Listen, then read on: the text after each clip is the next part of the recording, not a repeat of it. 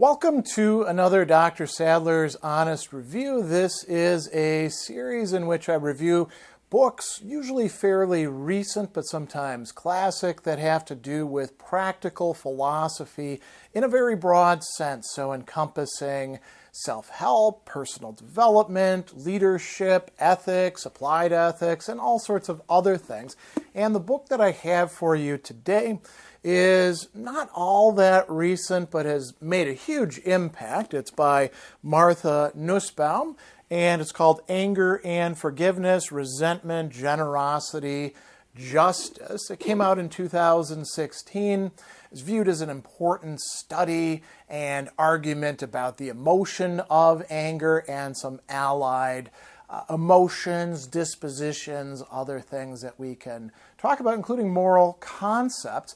And full disclosure up front, I have been using this book as a textbook in some of my classes fairly recently that I taught at Marquette University. So I've had the chance to go through the book not just as a reader, but as somebody who was introducing other readers to key concepts using this particular book. My review of it is somewhat mixed, as you'll see in just a bit, but let's look now at some of the key ideas and components that we're going to find in this pretty decent book.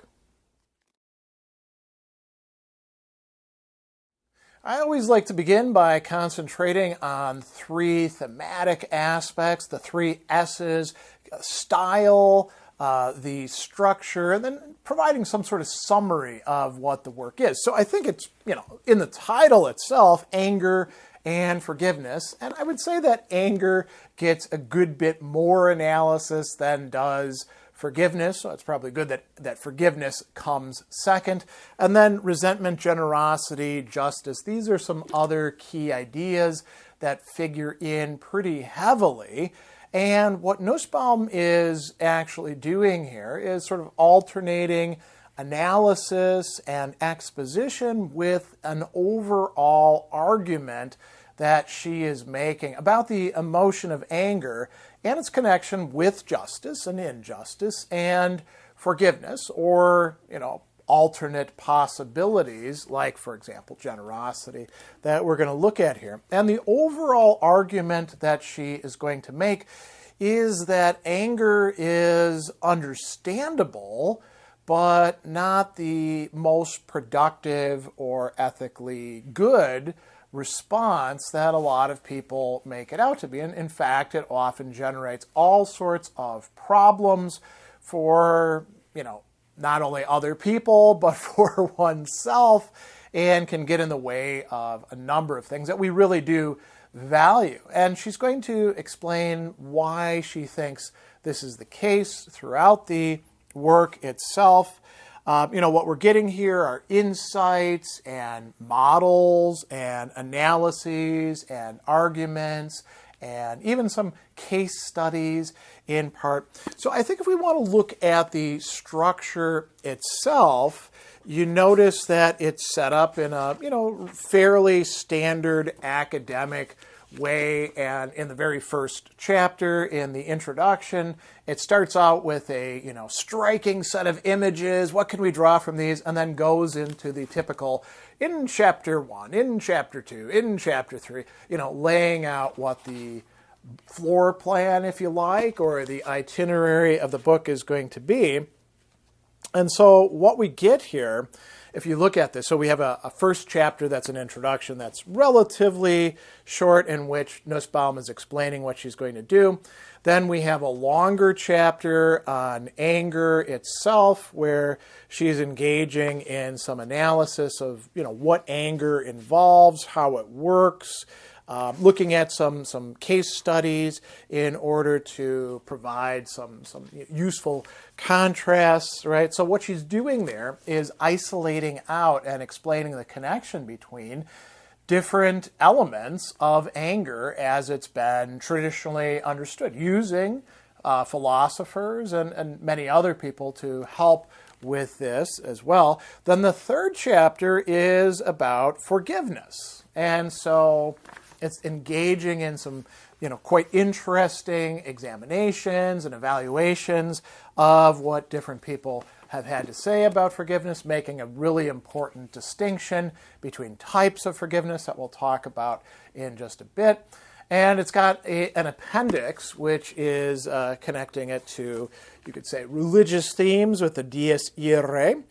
And then what Nussbaum is going to do throughout the rest of the work is examine how anger works or doesn't work in a number of different settings. So chapter 4 is called Intimate Relationships, the Trap of Anger. And it's focusing on, family, friends, romantic relationships, all of those things that we consider to be really key to our lives. And, even if we don't have them, we may yearn for them, right? And most people do, in fact, have some sort of personal sphere like this. And then what Nussbaum is going to do ultimately, moving into the much later chapters, is go all the way from the individual or the household, and in some respect this is kind of like ancient philosophy, right? All the way up to the political and social community that we participate in. And there's going to be 2 chapters devoted to that. Before we get there, though, there's this longish chapter 5, which is the middle realm. And interestingly, it's subtitled Stoicism Qualified, right? And the middle realm includes all of these things that are not in the political realm, not in the personal realm, all that in between. And we'll talk about that in a bit. Then we have 2 chapters that are devoted to the political realm, one of which is devoted primarily to law and punishment in, legal operations, the criminal justice system. The other of which is devoted to revolutionary justice, that is, anger and its role that it could play, and also forgiveness in situations of systemic, intergenerational injustice that has been going on a political level for a very long time and needs to be addressed. And then after that, we have another short conclusion, the eyes of the world, bringing things to a close. And then there's 3 appendices to the book. One has to do with another book by Nussbaum, Emotions, and her book Upheavals of Thought. Another appendix, Anger and Blame, looking a little bit more closely at that. And then Appendix C, Anger and its Species, which is a traditional philosophical topic in looking at anger. How many different kinds of anger are there? So that's the structure of the book. Of course, it has an appendix, like academic books always do. And, we're talking about, with the notes and stuff, a little bit over 300 pages total. Now, the style, Nussbaum is a great writer. I think that you're going to find it quite easy to follow along with. She uses a lot of examples and cultural references to help readers out. The book is from 2016, so of course it doesn't have cultural references coming after that. We'll talk about why that matters in just a bit. And some of them might appear to you to be a little bit dated. Nussbaum is, in fact, a member of that generation we call the baby boomers, and does draw her ideas from, her common experience as a university professor. The book draws on philosophy, on religious literature, on drama and poetry and novels, on psychology, on music. It's drawing on a lot of different sources. And just to give you an idea about who are the philosophers that she's engaging, Aristotle plays a big role, Seneca plays a big role, Jeremy Bentham, Joseph Butler, Charles Griswold, who's a recent author who's written about forgiveness, and then to a lesser extent, we could say John Stuart Mill, Lactantius, the great Christian author from early years of Christianity, Strawson, Bernard Williams, who the book is actually dedicated to, And we do get some Chrysippus, but the Chrysippus is, of course, coming through summaries of his work because we don't actually possess any Chrysippus works at this time. So, that I think gives you an idea about those three S's, what's going on in this book. Let's talk now about some of the key ideas. So as I mentioned, there is, we could say, an overall argument to the entire book, which is that we got to be really, really careful with anger, and many of the justifications that people give for it as something positive, when we examine them, according to Nussbaum, turn out to be misguided, turn out to require too much of our buying into other things that are not good for us in order for us to achieve an effect, like, for example, defending ourselves, addressing injustice. And she's going to engage in this by way of examining a lot of different experiences, examples, some of which are drawn from like ordinary life, some of which are drawn from literature, and engaging with a lot of people's already articulated ideas, positions, arguments about anger itself. And so, she's stepping into a long discussed, we could call it arena of thought. Thinking about anger has been going on in the West really since, ancient Greek philosophy, and we can say also drama and religious texts. So, there's a lot to evaluate, and there's plenty as well in the modern era, Adam Smith and Jeremy Bentham and Joseph Butler and people like that as well. And one of the things that she's going to do in this is talk about how we can understand and classify anger and its drives, what it is that anger actually wants. And so she's going to make a distinction between two main, let's call them, she uses the word paths, let's call them, progressions, by which we move from being angry, not being angry, to being angry and then doing things. So one of these is what she calls the path or road of payback. What anger does is it sees something that it considers to be wrong that's been done, and it's injurious to oneself or to those that one cares about. And there's this sense that by doing something to retaliate, there'll be some balance. There'll be some recalibration of how things work. You can't let people get away with that, right? That's sort of the idea behind payback. And then she also notes that a lot of anger has to do with perceived status, our own status, what we could call our way of looking at ourselves, our self-image, our self-esteem, and the status that is accorded to other people and the dynamics between those. And so anger often results from a perceived lowering of a person's status or the status of other things that they care about, including other people. And then you get angry and you retaliate in order to lower the other person's status or raise your own status. Now, Nussbaum thinks that although this is how anger does work, this isn't good for us. This is a real problem.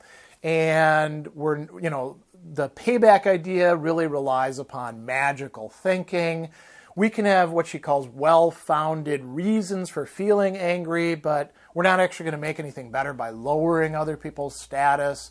And to be, too obsessed with status is kind of a silly way of living. So what she actually proposes is something that she coins a term for, transition, the transition, or sometimes transition anger. And this is when we do have this sense of an injustice has been done, something wrong, something that is inappropriate, however we want to frame it.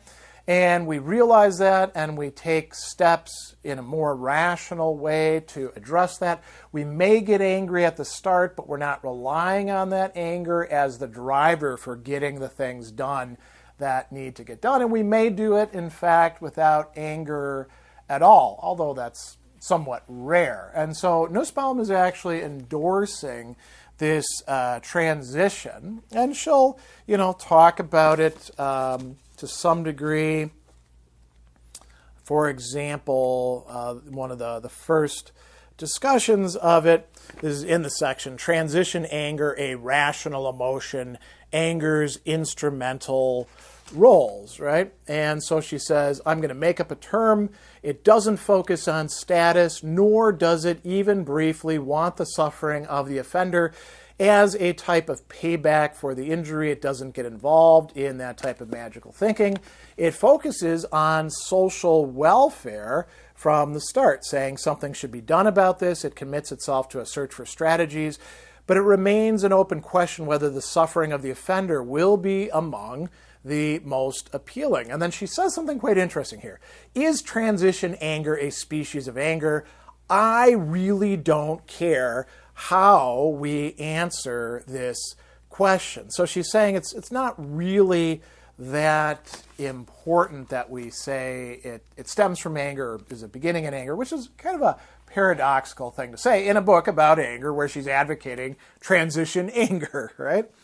What else can we say? Well, she's got a long discussion in an entire chapter about forgiveness, and she wants to make the claim that all too often forgiveness is framed as something essentially transactional, meaning that I'll give forgiveness if you meet these certain conditions. It can be a mode of resentment, trying to, retaliate against the other person by humiliating them, making them apologize. It can also go wrong as a transactional thing in other ways. And here's where she's going to bring quite a bit of religious literature in and talk about, for example, the parable of the prodigal son, or Mahler's symphony, which is, proposing, we could say, another model. Here we go.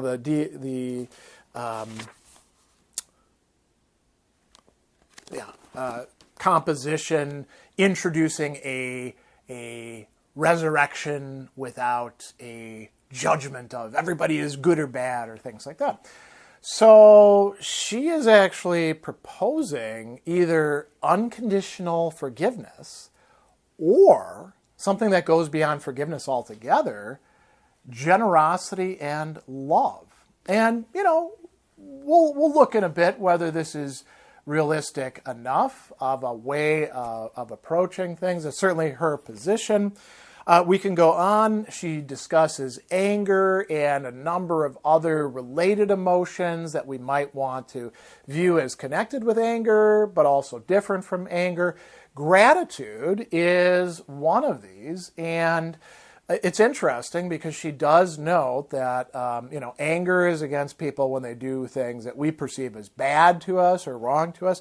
Gratitude should be for doing things to us that are good, that are beneficial, or to other people who we care about. She also talks about grief. She talks about fear. She talks about resentment. She talks about all sorts of other possible ways of us responding to situations. And, this is, I think, quite important in any discussion of anger because anger doesn't occur completely in a vacuum. The classic literature on anger, going all the way back to Aristotle, does attempt to distinguish it from other emotions and to connect it with other emotions. She talks about anger's instrumental roles. For example, early on in the book, in the second chapter, which is on anger itself, and she says anger has three possibly useful instrumental roles. It can serve as a signal that something is amiss, right? It can also serve as motivation. And allowing us to have the energy to do things. And then anger may also be a deterrent. When we see people getting angry, other people are like, oh, I don't want to cross those lines with that person. I will, refrain from doing the wrong thing to them or to others. And while Nussbaum wants to acknowledge that anger may accomplish these things, there may be better strategies for accomplishing these things as well. She also talks quite a bit in the book about divine anger, and this is where, say, Lactantius could come up, or, ancient Jewish scriptures talking about God's anger. And why talk about that at all? Well, because people have taken that as models for how not only we, how God ought to behave, or God does behave, but how we human beings ought to behave. And it could also extend to forgiveness, or to generosity, or to love, or things like that. There is also, some other important things. Anger is typically going to be based in somewhat wrong cognitions, thoughts about things, judgments, assumptions. And it's also going to stem from, whether it's right or wrongly perceived, the notion that something wrong has been done, injustice, the sort of things that happen in day-to-day life, that happen in the political realm, that happen everywhere else as well. And then, it's not easy to develop the right position on anger and to embody it. And I think that's one thing that she does get across in this. We're going to fail a lot. We're not always going to be able to read a text like this and say, oh, yes, transition anger is the way I ought to go, right? Or no more transactional forgiveness for me, only unconditional forgiveness. That takes a lot of reworking of our own psyche and habits and assumptions and relationships. She also is quite interesting in that she recognizes that her position is in many respects similar to that which was classically articulated by Stoic authors, but she wants to distinguish herself from the Stoics as well. So, for example, in her discussion of the middle realm, she says, I will argue that in this domain, the Stoics are basically correct. Most of the things that we get upset about are actually not worth getting upset about. It's a mistake to make them the object of any serious emotional concern. But, she also says, my position is not Stoic because I hold that important constituents of one's own well-being are vulnerable to damage by others who are not our friends and loved one. Health, bodily integrity, work, and the health, safety, integrity, and work of people who one loves. It's appropriate, I hold, to care a lot about these things. And so, she's interpreting the Stoics as if they don't care about those things, which is rather questionable, unfortunately.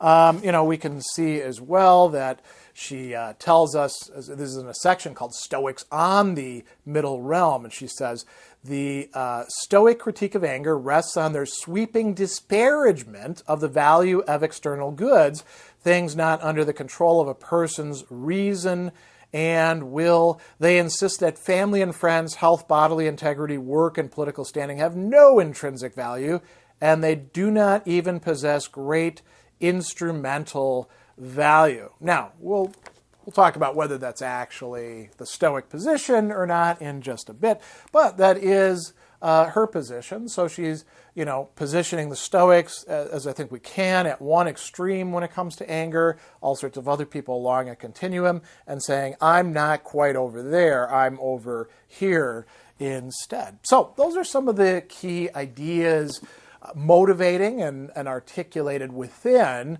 this book.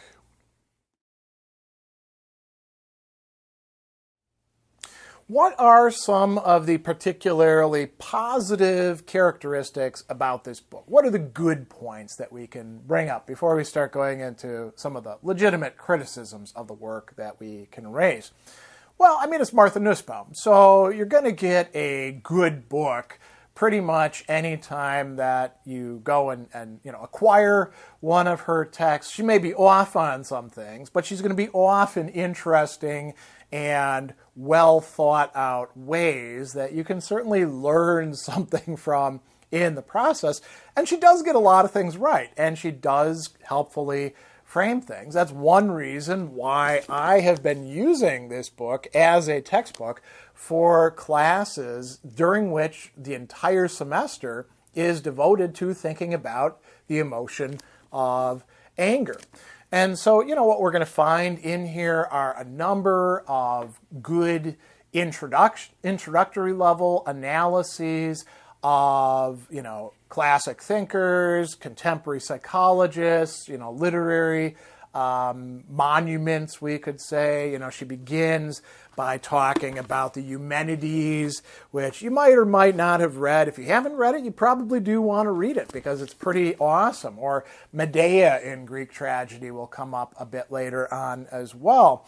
And so, you're going to get a sort of a good overview of interesting thinkers who have something to say about the emotion of anger and connected emotions. There's quite a good, one of the things I really liked about this, in the literature on anger, and this is a little bit of a pet peeve of mine, you often see people wanting to say, we should actually view anger not as something that exists across societies, but as something that's more culturally determined, because there's this tribe of Inuit, the Utku, who are studied in Jean Briggs' book, Never in Anger, right? An anthropological study.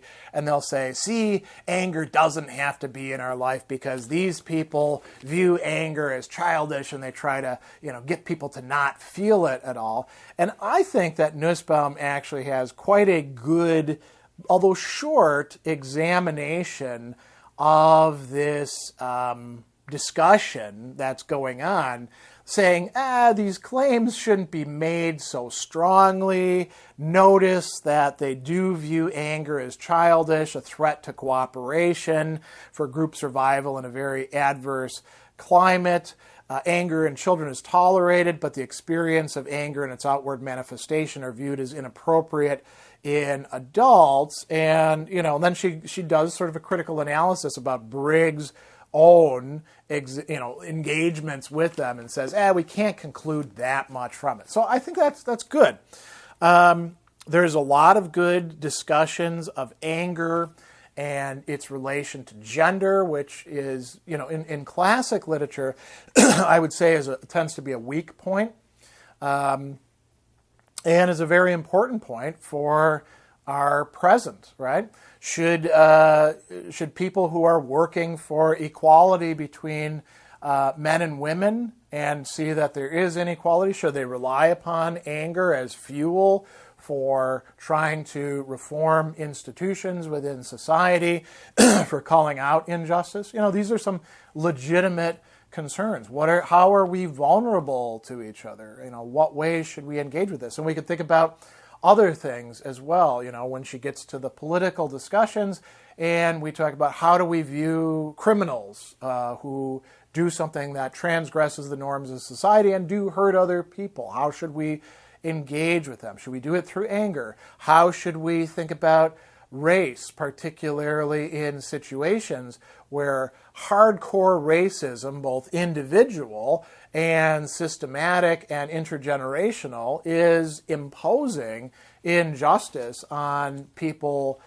for generation after generation? How do we use anger then? I also do think that her distinction between different realms is a good approach to take, So we do have this personal realm, and I think one of the strong points about Nussbaum's treatment of these realms is she says, here's the characteristics of relationships and how people view them in this realm, and here's why anger would play itself out in these ways, and here's what might help with that. And the personal realm is different than, say, the workplace, right? Although some people blur them together, the workplace is part of this middle realm that encompasses all these other kinds of relationships. Going to the store, being, she uses an example of being on a plane together with other people and having, men typically try to grab her luggage and put it in the overhead rack for her, even though she says, no, please, I can actually handle my own luggage. And then we have the political realm, which includes how we live together in vast societies. This is a pretty decent way of dividing up the topic, I think, and quite helpful. There's a great discussion of therapeutic literature. We could call it self-help literature as well, having to do with anger. And I think that Nussbaum is rightly suspicious of some of the advocation of anger that goes on in this. She says, because anger is a very large problem in contemporary life, a large therapeutic literature on forgiveness focuses on how people can free themselves from obsessive and corroding anger, right? And so, in the process, a common device involves changing the way the patient thinks of the, for example, betraying spouse. And she says, sometimes that's good, sometimes not so good, right? What if you are dealing with a real jerk in your life? You don't want to suddenly become just empathetic and compassionate towards them because that's going to make you vulnerable to them.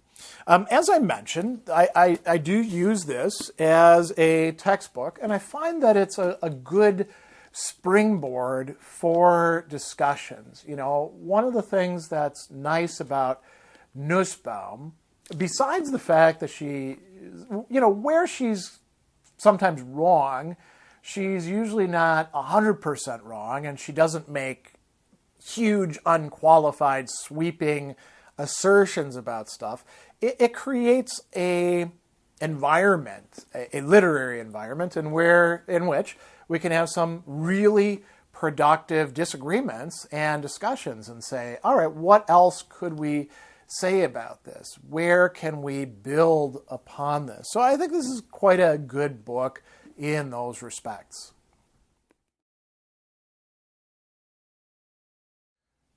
All right, so what aspects of this work do I find problematic? I won't go so far as to say actually bad, but, things where you do have to make some criticisms of Nussbaum. So one of the things I'm going to say, and perhaps this stems from the kind of book that it's intended to be, Nussbaum is giving you a lot of, we could say, introductory level analysis of important literature, psychology, philosophy, religious texts dealing with anger and these other connected things, but she doesn't go very deep into it.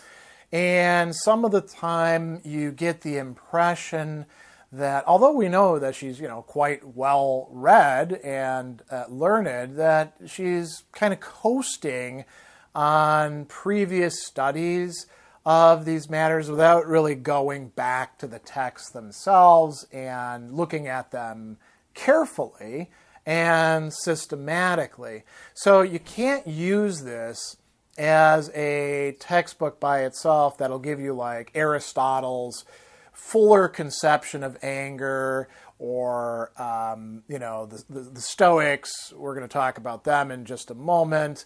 Or Joseph Butler, who's a very fascinating writer who has two really important sermons discussing anger and forgiveness. You're only getting what she thinks is useful for advancing the general study and argument in the book, and that might not be enough for a lot of readers. And in my own classes, I supplement her work with lots and lots of primary texts that we actually do read about anger. There's some significant gaps, I think, in study. She really doesn't discuss Aristotle's predecessor, Plato, who has a lot to say, not as systematically as Aristotle, but a lot to say about anger. She doesn't get into other Platonists like Plutarch, who actually have a lot to say as well. Just little bits here and there, but no real exploration. I think the discussion of Lactantius is a little bit too summary as well.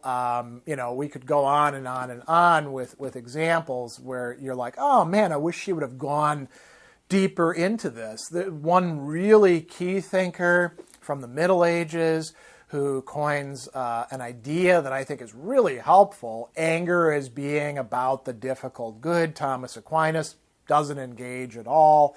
So we could go on and on about that, and I don't really want to do too much of that.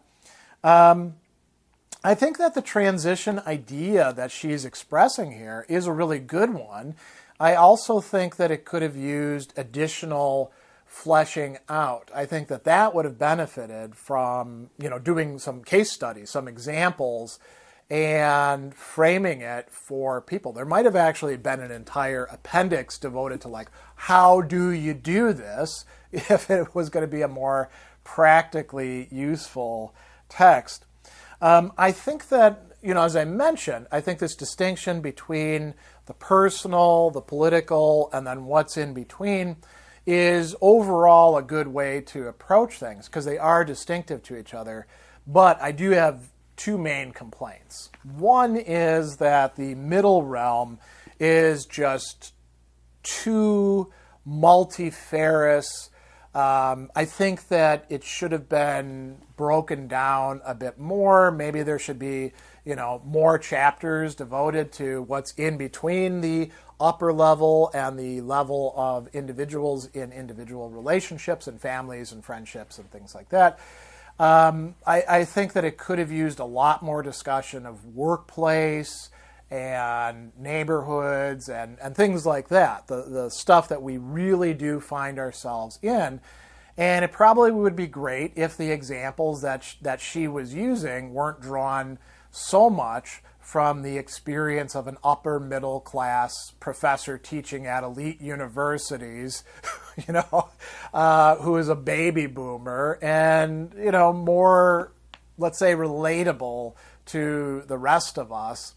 The political realm thing, I think, it's important to talk about anger in politics, but what's really disappointing about this is that she devotes 2 chapters to it. One chapter is basically just about criminal justice and the legal system, and the other is about what she calls revolutionary justice, changing things in, fairly unjust, extreme situations like South Africa, segregation in the American South. And there's almost nothing about the day-to-day politics of elections or governance or the lower level things, which maybe fits into the middle realm of not national politics, but local politics and all the other things that are connected to politics, like economics and education, and we could go on and on and on and on. All of that's missing. Politics in this book, you would think, is basically just criminal justice and revolutions against what's wrong. There's really no consideration of that. Now, you could say, well, the book came out in 2016. This is before the Trump era. Well, we had the politics of resentment with the Tea Party long before that, didn't we? And you could see that anger was playing a major, major role, at least in American politics, before the 2016 election. So you wonder, what's motivating these gaps? There's also zero discussion in any serious way of anger in social media. In the internet in general. So, there's some, I would say, significant gaps of coverage here. When it comes to that chapter at the end on revolution, it's, okay, so it's great that we can talk about Gandhi and Martin Luther King Jr. and Nelson Mandela and Desmond Tutu, but, couldn't we find any more contemporary, thinkers, activists, causes to look at, be, more pressing things that we could analyze. So, it's got a kind of dated feel to it. I mean, what Nussbaum is handling, she's doing a good job with, I would say, but you gotta kind of question her choice of what she's examining. We can also ask, does she actually get Aristotle right? Does she get the Stoics right? And I'll pass over the Aristotle thing. I will talk about instead the Stoics. So who does she actually engage as far as the Stoics? Basically just Seneca. And she's not actually doing much more than looking at Seneca's book on anger. Seneca's a prolific author. He actually does treat, for example, generosity and forgiveness and, reciprocity and things like that, gratitude, in a book called On Benefits and in many of his letters. She doesn't engage that at all. And so she doesn't engage Stoicism as such. There's a little bit of discussion of Chrysippus. There's a lot of discussion of Seneca, but mainly just that one work. She doesn't engage Epictetus. She doesn't engage Marcus Aurelius. She really doesn't engage the other literature that we have about Stoicism, say in Aristodemus or in Cicero or other authors. So you get the idea that she's using Seneca and Stoicism as kind of a foil rather than adequately treating their work. And so, a very interesting case here is where she's talking about grief. And she says, the Stoics, they think that grieving is not a good thing. If there's any Stoic for whom we can say, well, there's some wiggle room in his work compared to the others when it comes to grief, guess who it is? It's Seneca. It's just not on anger. So I kind of think that she's just not doing like A grade scholarship, maybe not even B grade, when it comes to her criticism of the Stoics. And I do also want to point something out. She's got this appendix, Anger and Its Species, which, and we can forgive,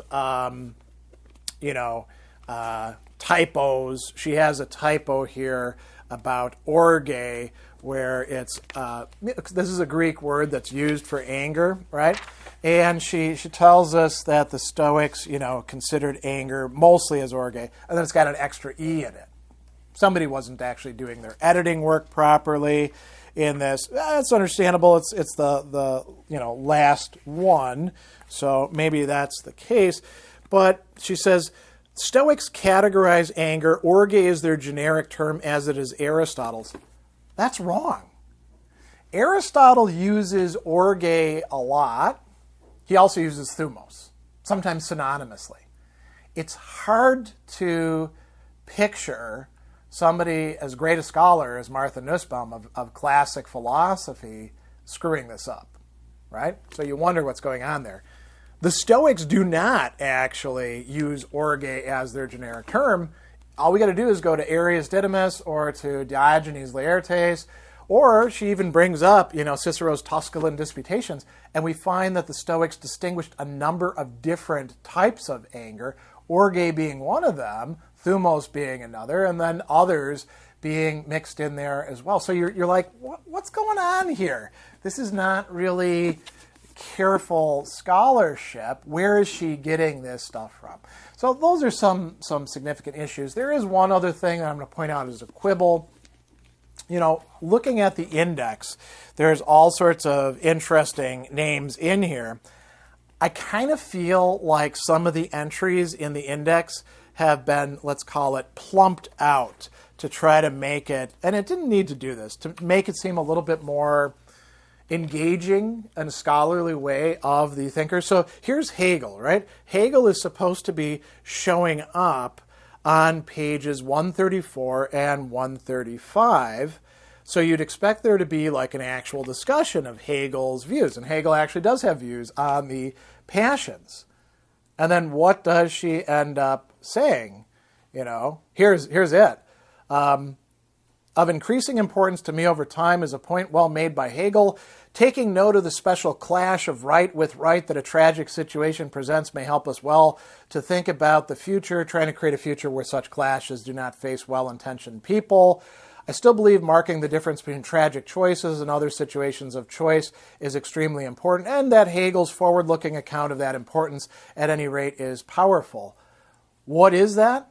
She doesn't tell us. How does that work? She doesn't tell us.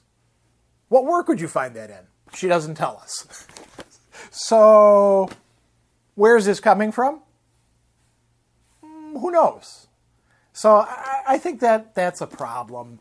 A minor problem, granted, but, if she's gotten in the index Hegel a bit mixed up about this, who else is getting entries that aren't really entries where you would expect a serious discussion to be taking place that isn't happening? We don't know.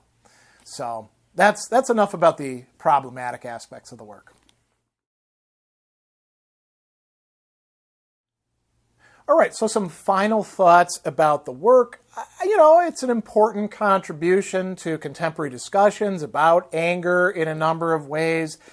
As you can tell, I think that it's got some serious flaws to the work itself, but overall, a decent book, decent enough for me to use as a textbook in my classes and to have my students purchase, although they probably sell it afterwards.